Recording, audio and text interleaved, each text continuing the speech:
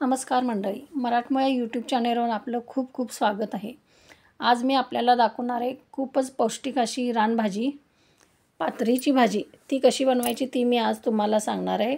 अगदी औषधी गुणांनी युक्त अशी ही भाजी आहे। त्यासाठी मी ही पातरीची भाजी घेतलेली आहे। स्वच्छ निवडून अशी मी भाजी घेतलेली आहे। हे बाई पातरीची भाजी स्वच्छ अशी निवडलेली आहे मी। आता मी ही स्वच्छ धुवून घेणार आहे। धुवून घ्यायची आपल्याला ही भाजी छान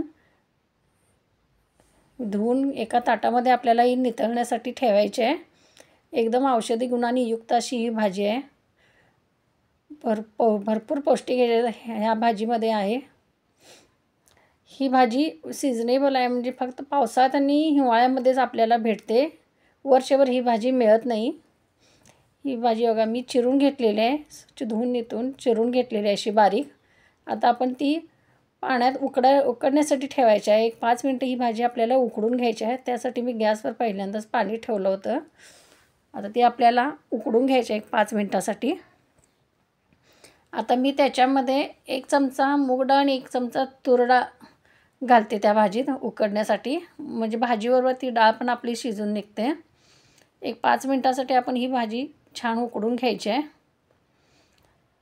आपली आता ही भाजी छान उकडणार 5च मिनिटामध्ये उकडून तयार होते।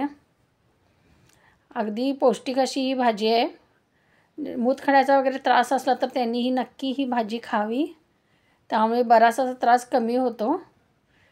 माझी भाजी उकडून झालेली आहे। आता मी ती नितळण्यासाठी गार व्हायसाठी मी एका प्लेटमध्ये काढून घेते। छान अशी उकडलेली आहे भाजी, ती प्लेटमध्ये आपण काढून घ्यायची आहे। ज्यांना आता आपण त्याच कढईमध्ये तेल गरम करायला ठेवूया। 2 चमचे तेल घेतलेलं आहे मी। त्याच्यामध्ये मोहरी टाकते। मोहरी तडतडली की त्याच्यामध्ये जिरे टाकायचे आहेत आपल्याला। 1 चमचा जिरे घालते। लसणाच्या 2-3 पाकळ्या मी ठेचून टाकलेल्या आहेत त्याच्यामध्ये।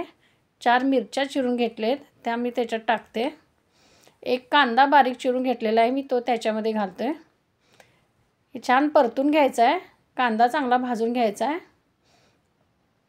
ही भाजी खाल्ल्यामुळे आपली रोगप्रतिकारक शक्ती वाढते। पित्ताचा त्रास होत असला तर तो सुद्धा कमी होतोय। आणि ही रानभाजी आहे, त्यामुळे ह्याच्यावर कुठल्याही औषध फवारणी वगैरे झालेली नसते। ही आपोआप शेतामध्ये उगवलेली भाजी असते, त्यामुळे त्याच्यावर कुठलेही केमिकल वगैरे असं हे झालेलं नसते। त्यामुळे खाण्यासाठी एकदम उपयुक्त अशी भाजी असते। सगळ्यांनी वर्षातून 1-2-3 वेळा तरी ही भाजी नक्की खावी। अशा पद्धतीने तुम्ही करून बघा। ही आता मी भाजी पिळून घेतोय।